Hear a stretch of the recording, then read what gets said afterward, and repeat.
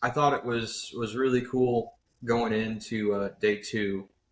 We had a lead, but there wasn't a single person on this team that even thought that it was in the bag. I think a lot of us were too remembering of last year where we only lost by 7 short inches. So I think it was pedal to the metal. We aren't going to stop, and I think that mentality put us over the top and helped us set records in the process.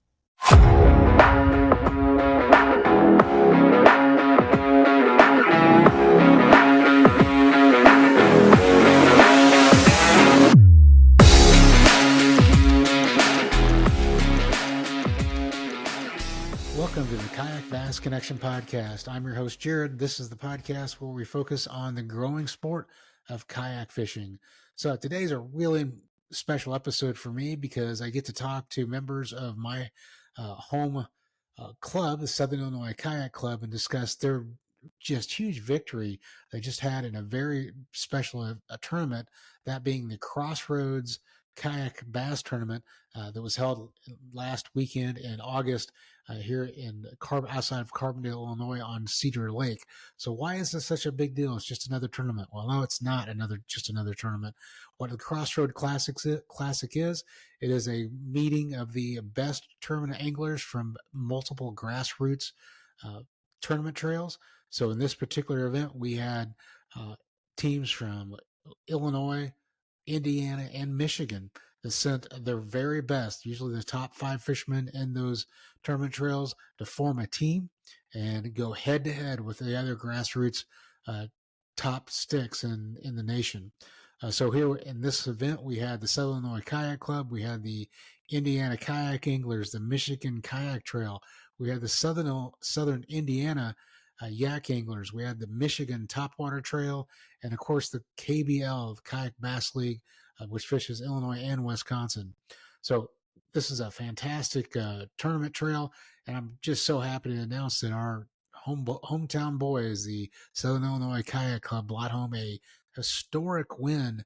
They didn't just win this tournament, they dominated it from start to finish against some very tough competition. So stay tuned. We're going to go right to the interview with the 5 members of the winning team. All right, outstanding. We have got the team, the winning team, championship team, right here with us tonight. This is incredible. We managed to get everybody scheduled together. Not only did we get all the Crossroads championship team on here, we have the permanent director with us, Josh Lincoln. Josh, it's great to have you on the podcast tonight.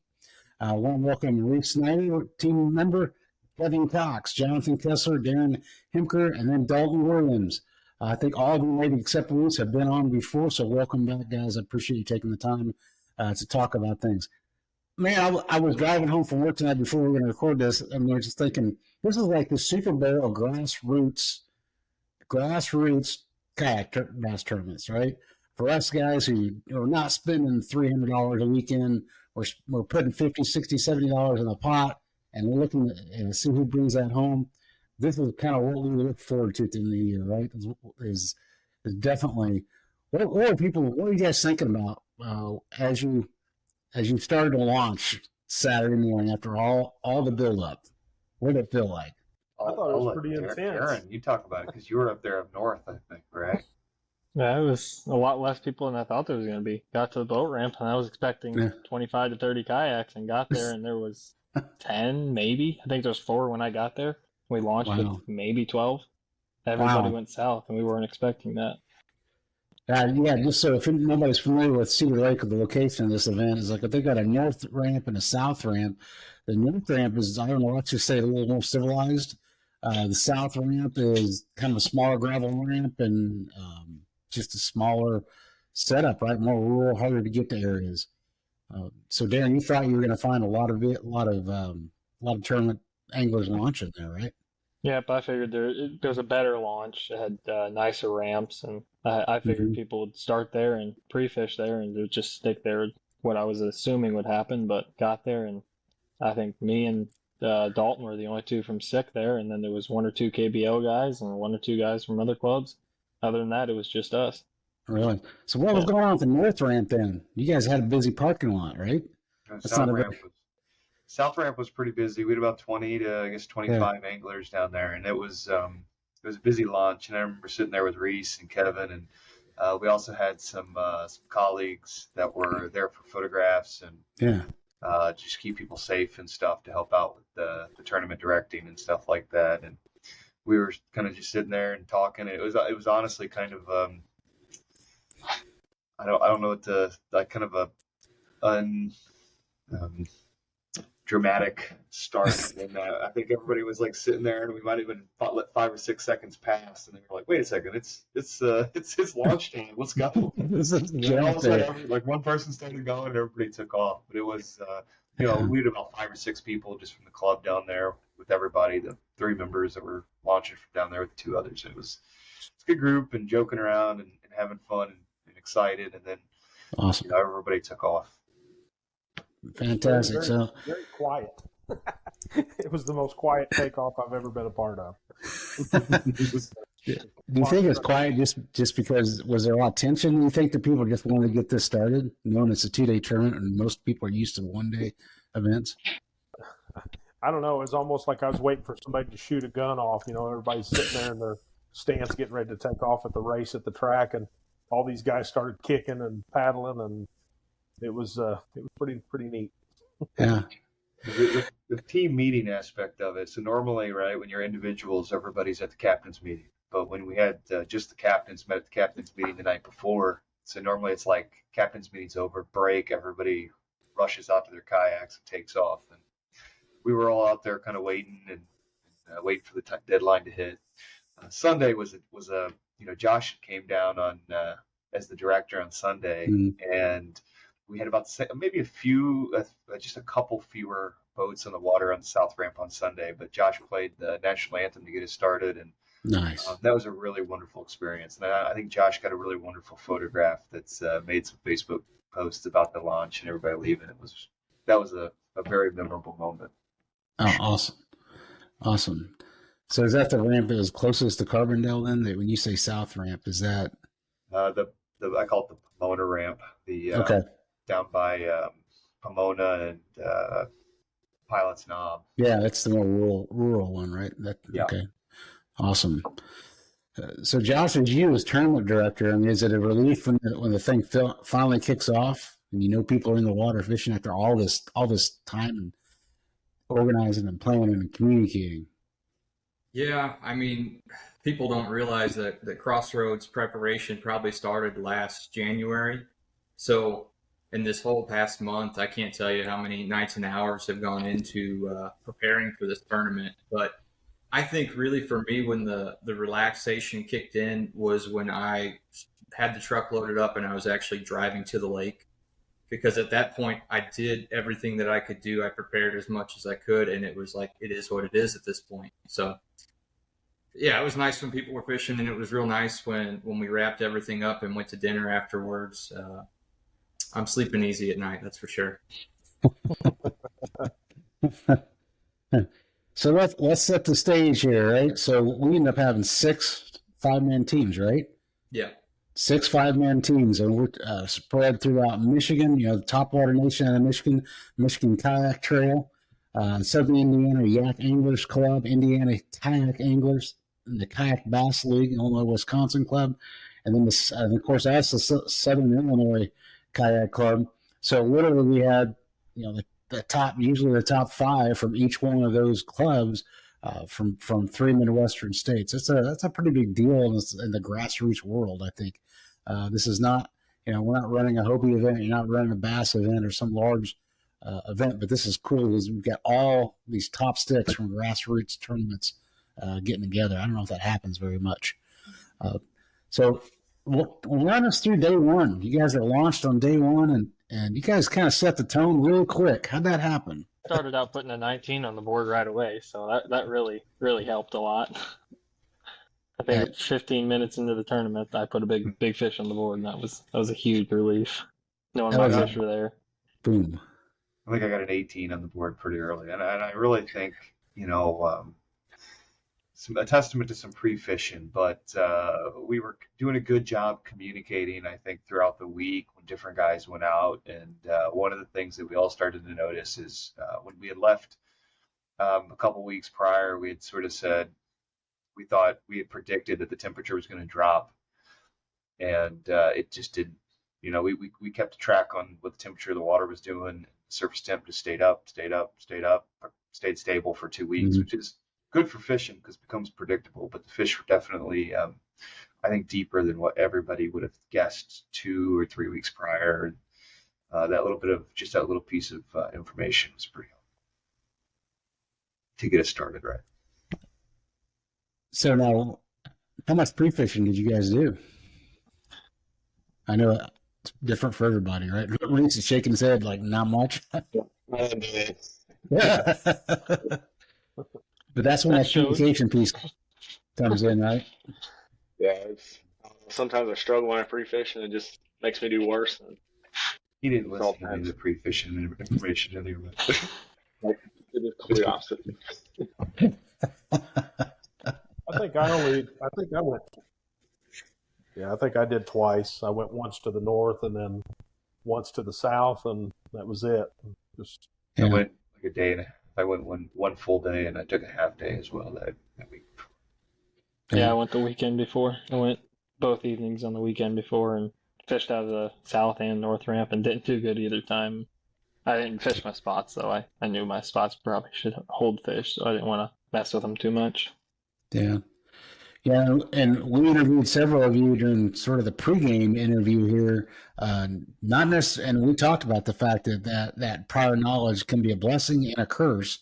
It's not, a lot of people have predicted that, hey, just because this was sort of your home water or the water that you're used to, it would not necessarily have been an advantage. But what did you think? The results may speak for themselves, but do you think that ended up playing into your hands? I think it could have been a disadvantage, honestly. If you look at our tournament results from just 2.5 weeks before Crossroads, all the winning bags came from inches of water, and then the winning bags, top 2 came out from deep water in Crossroads. So, if we were to really stuck to our guns of what past tournaments have told us and not looked and found new fish, we could have been at the bottom of this list real easy. Yeah, I'll say in the tournament several weeks before that, I fished shallow the whole day. I made a couple casts deep, but I didn't feel like I was getting a whole lot of responsiveness from my deep spots 2 weeks prior, and I was fully committed to fishing shallow. And my prediction a couple weeks. I will say that the information that I got 2 days out definitely helped me make a decision for how to strategize on tournament day. That ended up helping with my 2-day bag. But I ran into KBL guys there fishing 2 days out. I ran into Kayak guys that were there fishing 2 days out. So the information that I used to make my final determination, I think everybody could have made and figured out some of that same information, but. And what I had learned the 2 weeks prior fishing, that was very, very different pattern than what I was experiencing this tournament. And that's just kind of how fishing is sometimes, You got to figure out where the fish are and follow them, especially this time of year. Dan, I was looking at some of the stats, and by the way, some of these stats, Joshua did a fantastic job as putting those together. I presume you worked on those that you put on the public website, right? Some of the stats of the game. And I'm going to borrow some of those that came from Josh.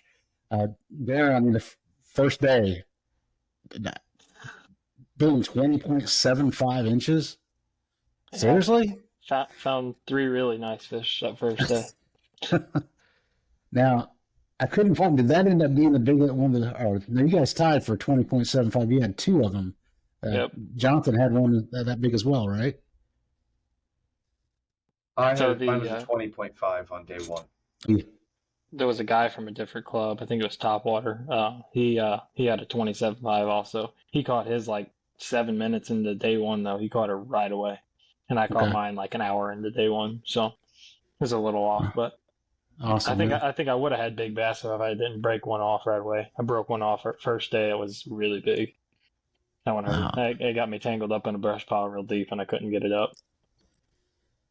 So did you guys end up just in a purely deep pattern, or did anybody have success up shallow?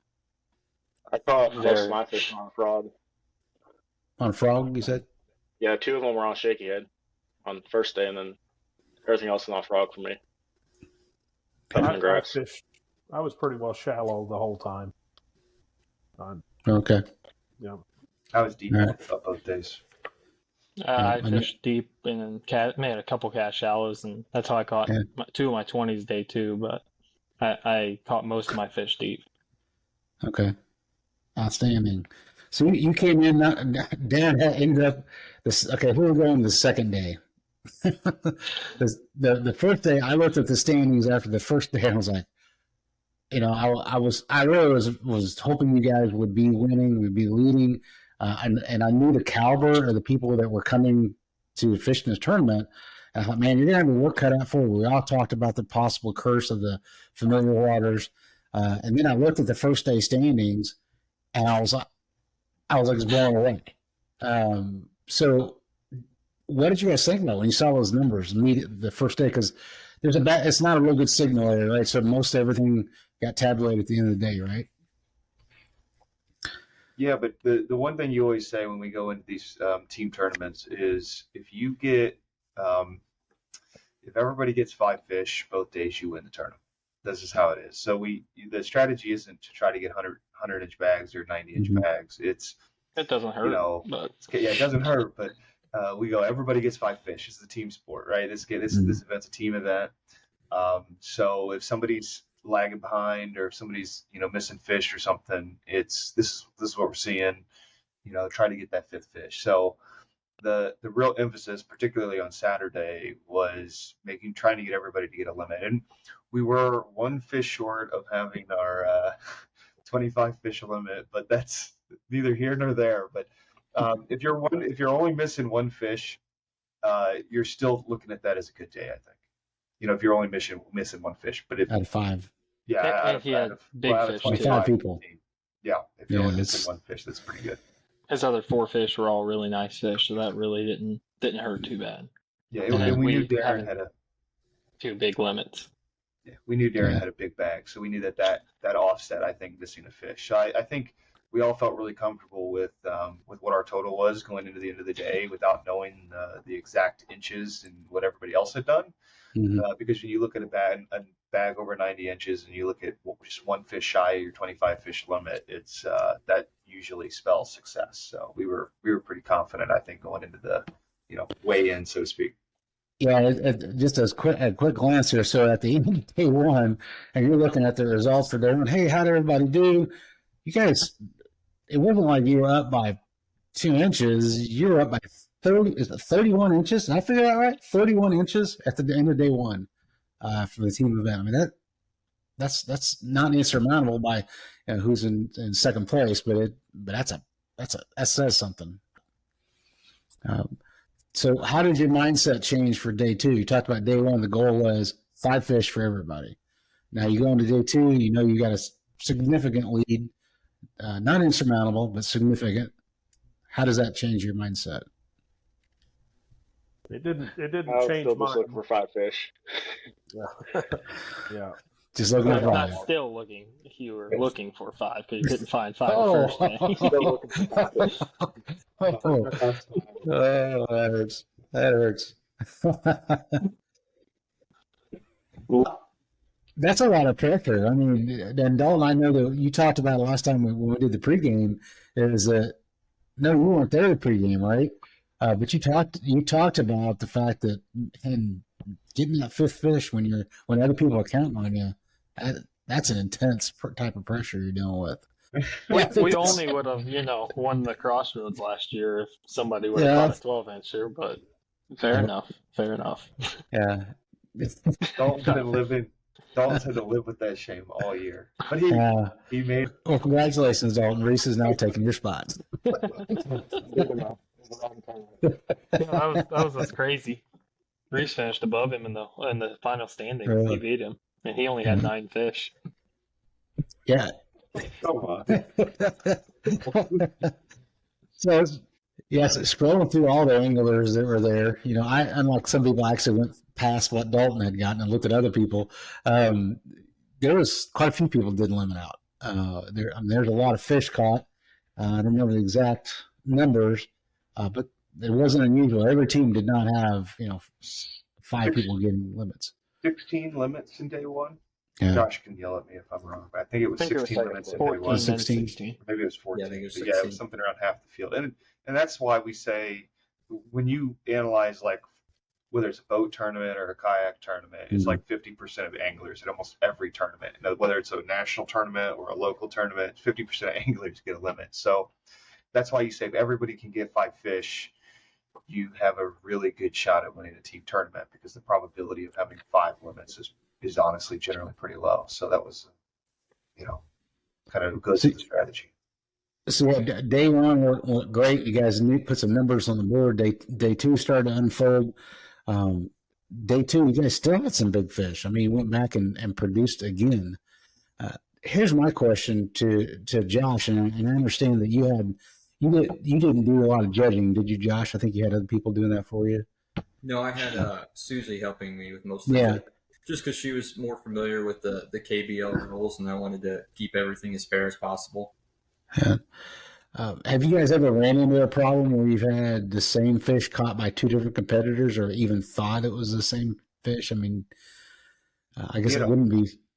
We had a monthly tournament 2 years ago where Dustin went out. We were doing a monthly, and we went to Little Cedar, and he caught a fish, and we went out 2 weeks later to the day, same time of day, the same spot, same location, swimming a jig, catches the exact same fish. It was like a 21-inch fish, catches the same fish. Wow. In the same monthly tournament, and we went back and had multiple judges, I think, look at it and verify that it had some of the same identifying marks, and they DQ'd the one instance of the fish. We thought that was pretty cool. So that's something you're looking at, Josh. How long does it take to process all those in a team event like this? I mean, it's no easy task, especially doing a fine-tuned comb of them. But my hats off go to Susie. She did an awesome job with that.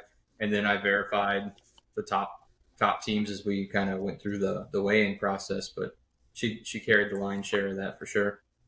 A lot of things going on behind the scenes in these events. That's for darn sure.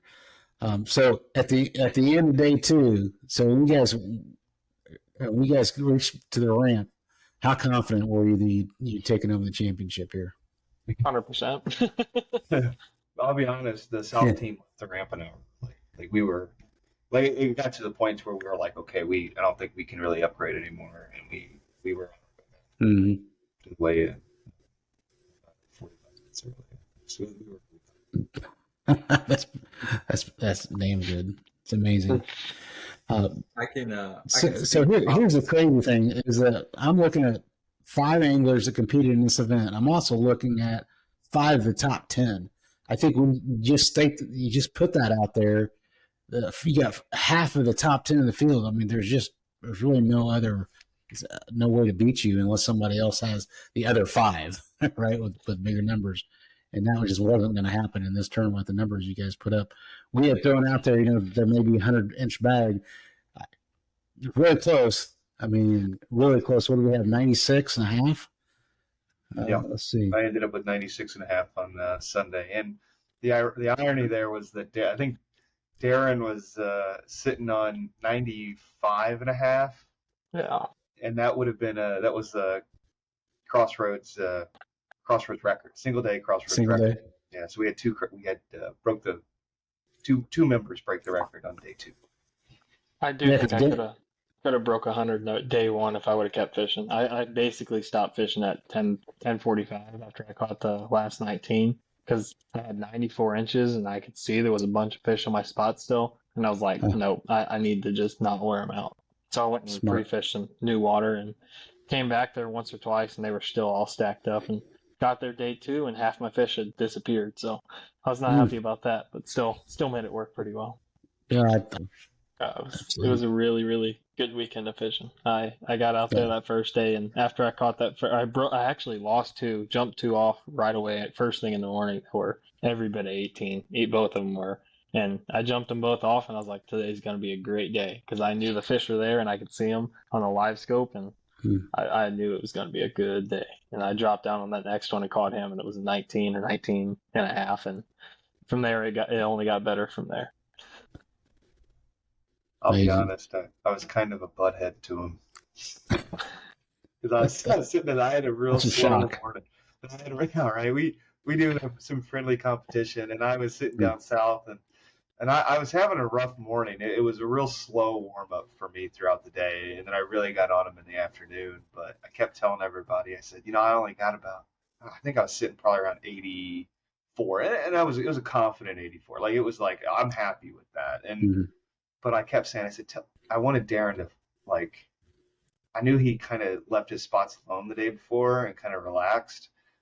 And so I wanted him to fish really hard till the buzzer. So I kept telling him, hey, tell Darren that I got like 96 to see if he like would get competitive and try to beat me.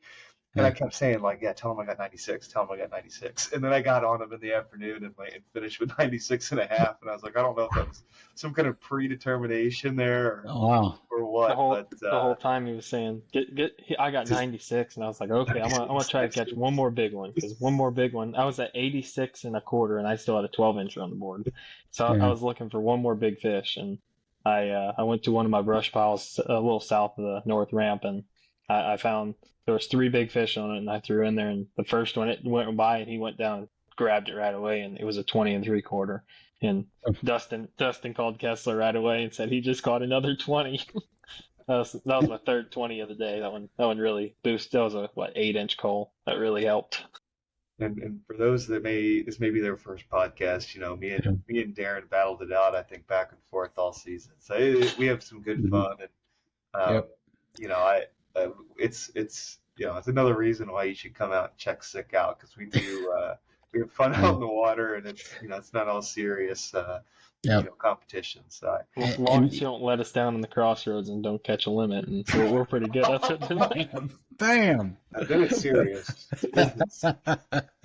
Well, you hit a fun important point, Jonathan, is that it's the one thing I left after the first interview we did when your team was getting ready to get into the Crossroads, is I walked away from the interview smiling a little bit when I shut that down, because I thought, regardless of what happens, these guys are going to have fun.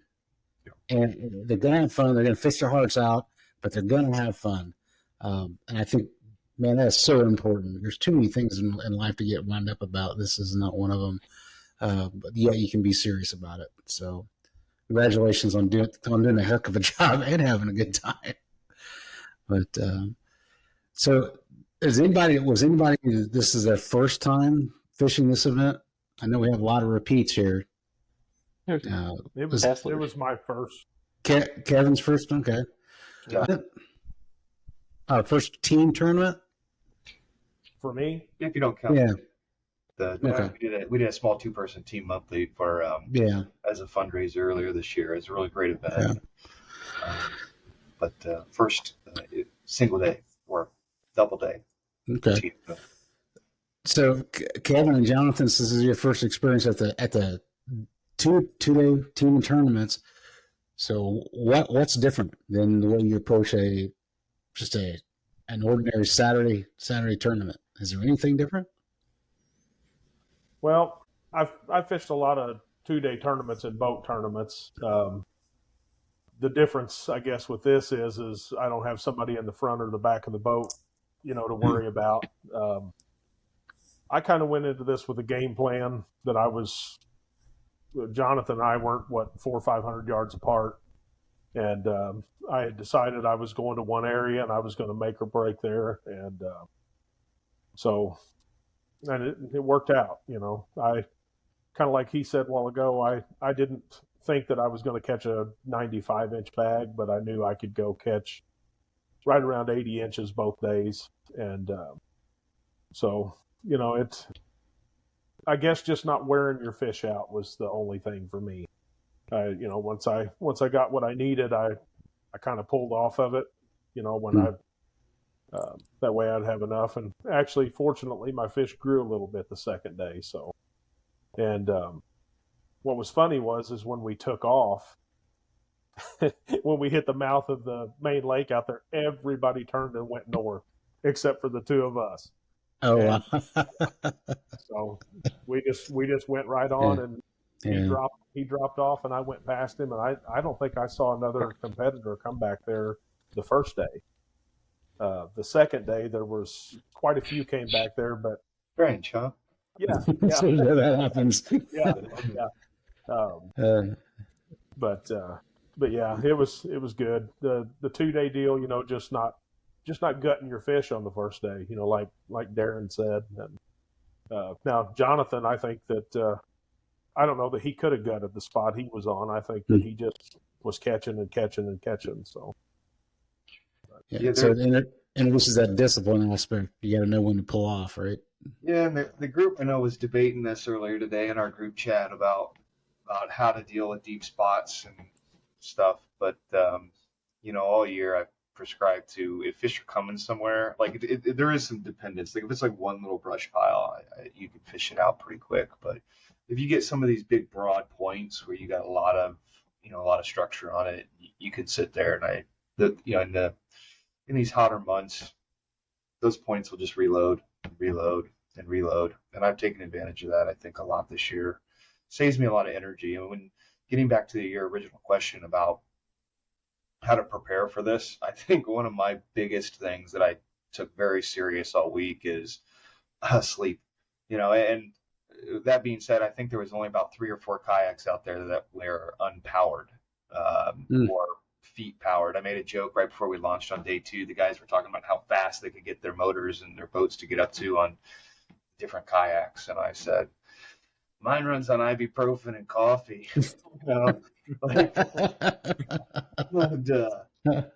So, part of that process and getting prepared for me was I did pre-fish the Wednesday and the Thursday before, and I intentionally took Friday off for 2 reasons: to let fish rest and to let me rest. And the whole week, I started on Monday just adjusting my sleep schedule because my intent on days like this is to go to sleep at like 7 o'clock, because you have to wake up at 3 o'clock to get there, get prepared, and get your boat on the water around everybody. And so, getting your sleep. And I'll be honest, Friday night I struggled to really get to sleep well and get a lot of sleep. And Saturday was absolutely, it felt like one of the longest days on the water that I can remember in a long time. And I moved around a lot on Saturday for the most part.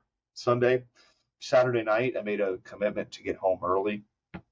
Was in bed by 7. Got a great night's sleep, and it made Sunday so much easier. And if you don't get good sleep, it affects your decision making when you're in a tournament like that. And Saturday, I got impatient with my total, and I started moving around a lot, going to different places and trying shallow and kind of questioning what I was doing. And Sunday, on a good night's sleep, I had a rough morning. It was a much slower morning, but I just said, I just need to have patience. I know that the fish are here. They were here yesterday to reload, and having the rest allowed me to make I think, kind of retain the patience to just stick it out and go, hey, if I stay here, the fish are going to come. And it wasn't really until about 12 or 12:30 before I really started to get on them. And then I had a really good hour, and I could just imagine, if I hadn't caught one fish at the end of the day on Saturday, and I got impatient on Sunday and I left and wasn't there from that window, it could have been a very, very different tournament for me. So sleep is a big part of it. Darren, why don't you tell them about our lack of sleep after day 1, where your phone fell into the lake and we were trying to defog your camera and get it ready for morning day 2. It was about, I don't know, we were sitting around talking, just me and Josh at the Airbnb. We were sitting around talking till about, it was every bit of 10:30, 11 o'clock. And I actually went on Snapchat to send my girlfriend a Snapchat. I was just tell her I was going to bed. And look at my camera, and it was just straight white. I couldn't see anything out of my rear facing camera, which you need for these tournaments. And I took a picture, and I was like, oh no. So I turned my phone around and looked, and my camera had, previously in the day, whenever we got out of the water around 3 o'clock, I leaned forward to pick up my kayak and pull it up the boat ramp, and my phone fell out of my life jacket pocket into the water and slid down the boat ramp. Didn't think much of it, shook it off, threw it right back in the pocket, and went throughout my day. Got back to the thing, took the picture, saw it was foggy. I was like, oh no. And it's 10:30, probably closer to 11 o'clock. So we went through the whole entire Airbnb and found some, what was it, uncooked wild rice or something like that up Yeah, in I think the it was top brown cabinet. rice. Yeah. Put it in that, and that didn't seem to do a whole lot. And I woke up early just to try and figure something out, and messaged all these guys and see if we could get a phone through them that I could use for the tournament. And we couldn't really figure out a good way to do it. And then on a limb, I just look up a YouTube video on how to dry out your phone camera, and it says to use a hair dryer on low heat. So I figured, oh, we'll try that. Looking around, we can't find a hair dryer, so Josh looks in the one closet and finds a radiator heater. One of them great big radiator heaters. So we fired that thing up, and that thing got really, really hot. So I ended up holding my phone camera on there for, I bet I sat there for 30 minutes or so. I was gonna say I at least heated up, 20 let it minutes. Yeah. cool. It was a long time. I sat there just heating it up and letting it cool and testing it. I take pictures, send it to the group chat, see if it was good enough, and eventually I was like, well, it's time. I mean, I have to go now. I'll have little fuzzy pictures. I might lose a quarter inch or so, but as long as you can see the numbers, it'll work fine. It worked out pretty good. All my pictures turned out pretty good. I think my first one was a little foggy, but I guess the heating of the day helped my phone dry out, and it took good pictures after that. It was a stressful morning, that was for sure. Yeah. Well, and it goes to that whole overcoming. There's always going to be obstacles that you don't anticipate, and if you let it get in your head, that could have a lot of people they would just spun out. I knew I had the fish to win. I just didn't know if I could get the pictures to win, because it's hard to win without the photographic proof. Otherwise, it's just a hell of a fish story.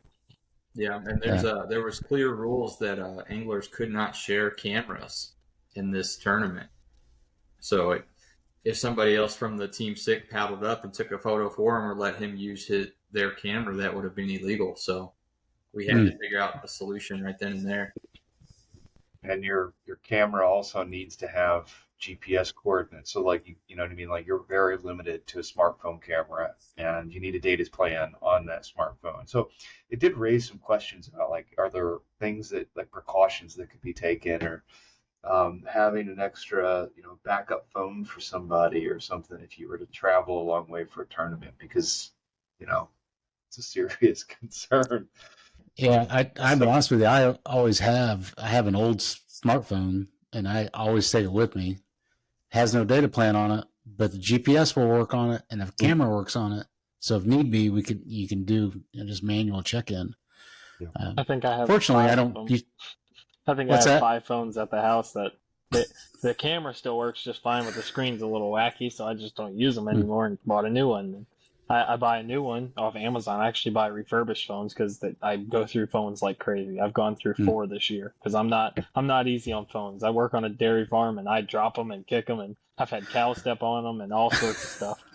And I should start bringing one of them with me, because now all I have to do is take the SD card out, put the SD card in the other phone, and I'm good to go. I'll probably start doing that from now on. Just keeping one in the back seat of the truck or something behind the seat, or just to have it in case. So is there any other equipment you talked about? Phones obviously an essential piece of equipment. Is there any other piece of equipment out there that you guys run into that was essential during this tournament? Not during this tournament. I ran out of trailers, but if you've got an inflatable life vest, you really need to keep an extra cylinder with you. Did somebody have a life vest go off or go empty? I did at DK right when I was pulling up to the ramp. I thought somebody shot at me, and next thing you know, here my life vest blew up on me right at the ramp at Devil's Kitchen. So I had no idea what was going on. It was a little bit of a delayed reaction. So I definitely keep a new CO2 cartridge in the boat with me now. I was kind of worried about that at DK because we were all standing out in the rain while it was raining, and I was like, man, I hope this thing doesn't get wet from the rain and decide to pop off. I felt like Tommy Boy on the airplane when when the life thing blew up on him. So you guys finally getting back on day 2. You're realizing, hey, we're probably going to win this thing. Josh, what did that feel like knowing your club was going to sweep this? It was hard to describe. I ran the club. I started taking over it in 2020, and I was fortunate enough to make the Crossroads team that year. And I got to experience that as an angler, and I was like, oh my goodness, this is such a cool event. And right then and there, I made 2 goals for myself. I said, 1, I want to lead this club to a Crossroads victory, and 2, I want to host one of these. We kind of did it out of order, but I got to accomplish both of those. And it was an experience unlike anything else. And yeah, to hear my team being called out the champions was just the icing on the cake for sure.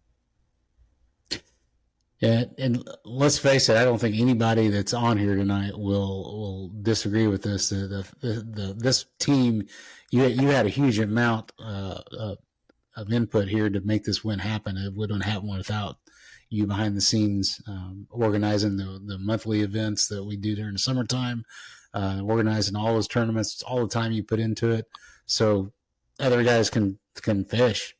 We all just appreciate it greatly, and can't express enough to you how big of a deal that is. I know you have your own life, and you take a lot of time away from your family to do the tournaments.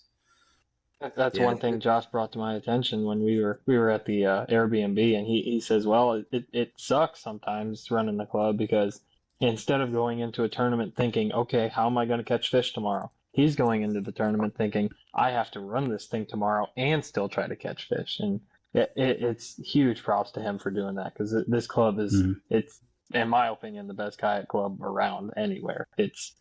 The camaraderie in this group is unlike anywhere I've ever seen.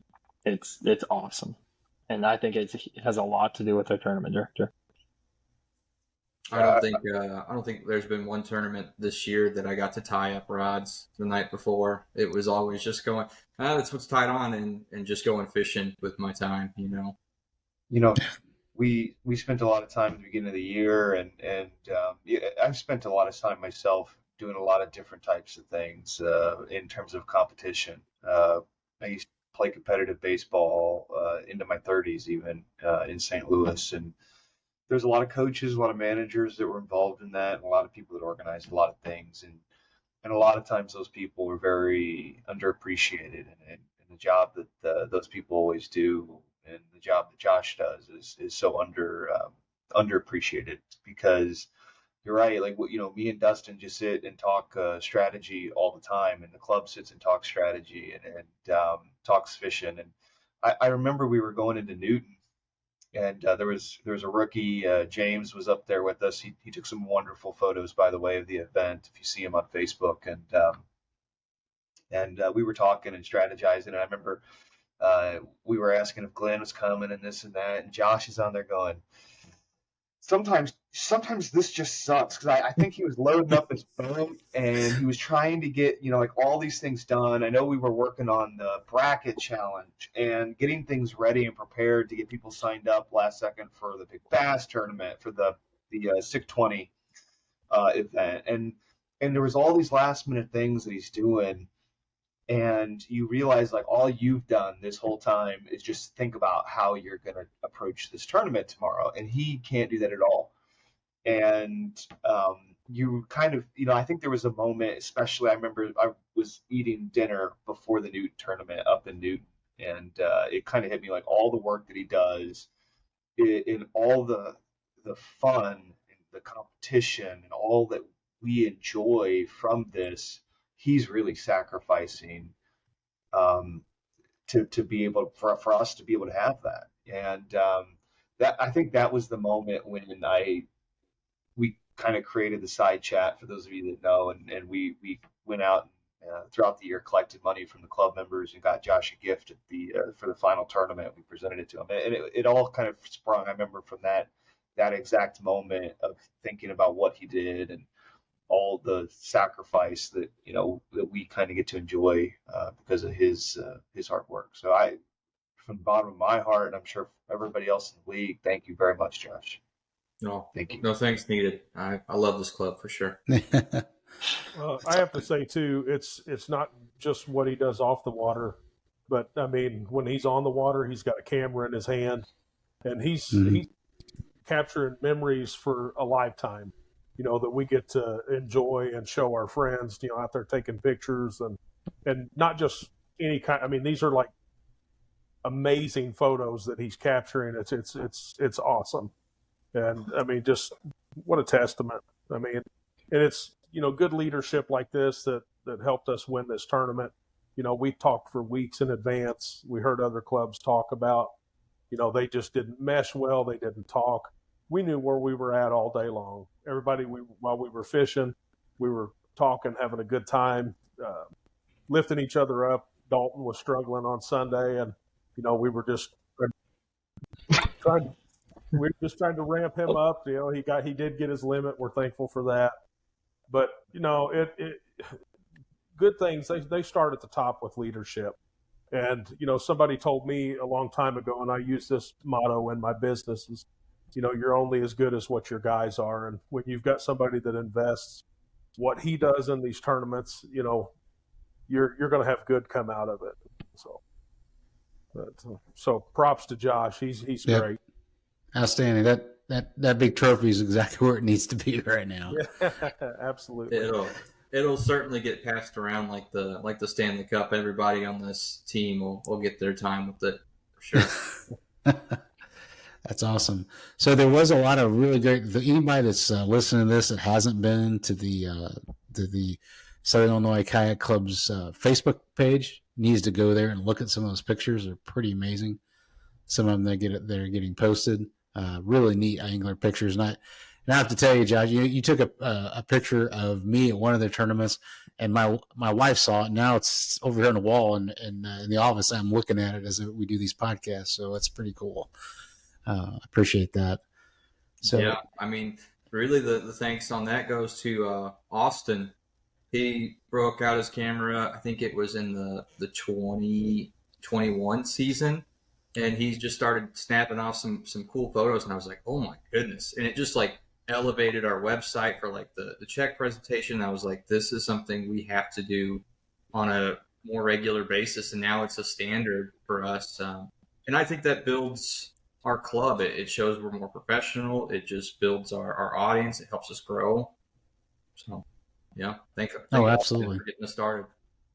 Absolutely. So if anybody's watching this, and this, I won't say this is the grand finale of the year, but it's the last major tournament that Six can be officially participating in, right? There's nothing else to the rest of the year. So looking forward to next year, if someone's watching this, thinks they want to get involved, what are the important dates they need to remember to get their membership? Because it does require membership to fish in our tournaments. Usually, memberships will go on sale usually the second week of January. So sometime around that January 14th, 12th. I usually try and do it on a Friday or a Saturday. And how many do you intend to sell next year? Do you know exactly yet? Or we're formulating some numbers. We're trying to figure out based on percentages of how many people show up, how many spots we can go over. Because a lot of our lakes they max out at 50 boats that we can host. So we're probably in the neighborhood of 60 to 65 memberships that we'll sell next season. Okay. I would like to mention to people that in addition to being able to compete in our tournaments as the membership, there's also a lot of discounts and exclusive offers that you get as a member of SICK. I think I've almost got my money back on my membership fee from Missile Baits this year with their discounts. So awesome. All right, guys. Well, I've had you on here about an hour. Just any closing thoughts anybody wants to throw out about their overall experience and this great victory that the team brought home to Southern Illinois Kayak Club? Yeah, I'll jump in. I thought it was really cool going into day two. We had a lead, but there wasn't a single person on this team that even thought that it was in the bag. I think a lot of us were too remembering of last year where we only lost by 7 short inches. So I think it was pedal to the metal. We aren't going to stop. And I think that mentality put us over the top and helped us set records in the process. I want to give my hats off to Darren. He fished two of the best days of fishing I've ever seen anybody do, and it's been an incredible experience this season. Kind of going in some weird way, we've been kind of going head to head, I think, and back and forth all season, and it's both a positive experience being able to learn from him and to get to fish with him this season. And I do hope I hope I see him next year, but I also hope I see him fishing some other larger tournaments because I want to have a better chance at winning. No, but I also he really really are an incredible angler, and I wish you the best in absolutely every tournament, and it's been a ride and a blast, and I just can't see what you have in store next year as well. So. Same to you. Awesome. I wish you hadn't mooched my spot the tournament, but I guess you did good on it. Yeah, you're gonna let that slide. In case you guys were wondering, I told Kessler I told him about 3 months before the tournament that I had a shell bed on the lake that I knew was good, and I caught 98 inches of fish off of. And he couldn't believe it. He couldn't believe there was a shell bed on Cedar Lake. So I told him a couple times where it was, kind of the area, and then 2 days before the tournament, he decides to go look at it. So he goes and looks at the area and message and says, "Hey, it's not here. There's no shell bed here." I said, "Just keep looking. It's there. I know it's there." So then we get a message. He says, "Oh, I think I found it." And he catches a fish. And then he goes back there during the tournament and catches 96 inches of fish off the shell bed I told him about. 96. Yeah. Well, who's counting? Yeah. Right. But hey, it helped us win, so I'm all for it. Now next year during our Cedar tournament, when I see him on my shell bed, I might have to T-bone his kayak going as fast as I can. You still, like fisherman's done to catch the fish. That's what I say. Yeah. Amen. That shell bed's a community hole now. I mean, it was me, Kessler, Reese, Susie, Ryan, Alan. We were all fishing that shell bed day too. Everybody's fishing I think I'd already got 95 inches or so at that point, and I was like, community bed, like, y'all see what I'm doing here, so join me and have fun. And see anybody else pulling up any fish. Yeah. I didn't see you catch 319s on day 2 or 320-inch fish on day 2 either, but it was a good time. It was the most fun tournament I've been to in a long time. Because you go to tournaments and they're 1 days, you sit there for 3 hours after the tournament talking, and it's a good time. But when it's a whole weekend, 2 days in a row of nonstop talking to basically your best friends when it comes to fishing, there's no other comparison to anything else. Mm-hmm. It's awesome. Fantastic. All right. Well, I want to thank you guys. I'm going to let you go. Ask you to hold on the line and not sign off just yet. But thanks for coming and being guests on. I want to call it the last regular season podcast. We're going to continue on during the off season with different topics. So we won't have any tournaments to cover, but we're going to be reaching out to some of our members and do some different member interviews, some technique specific interviews, and we're going to make sure that everybody's ready to rock and roll come January. Get those memberships bought for next year's season. So congratulations, each of you, for having a fantastic season on the tournament trail. And Joshua, thanks for providing it. That was a great interview with a fantastic group of anglers. And I want just to remind everyone before we end this podcast today is to go ahead and support your local clubs. Look into the clubs that were mentioned in this podcast. We have the Southern Illinois Kayak Club, the Indiana Kayak Anglers, the Michigan Kayak Trail, the Southern Indiana Yak Anglers, the Michigan Topwater, and the Kayak Bass League in Illinois. So take a look at those local clubs. Don't hesitate to reach out to the membership there or reach out to leadership and show up to an event next year. Don't be hesitant to do that. Most of these clubs are just made up of some wonderful people, are very welcoming. So reach out today. All right, so enjoy your fall fishing. Be careful. Watch those cold water temperatures out there. Always wear your personal flotation device, and have a great day.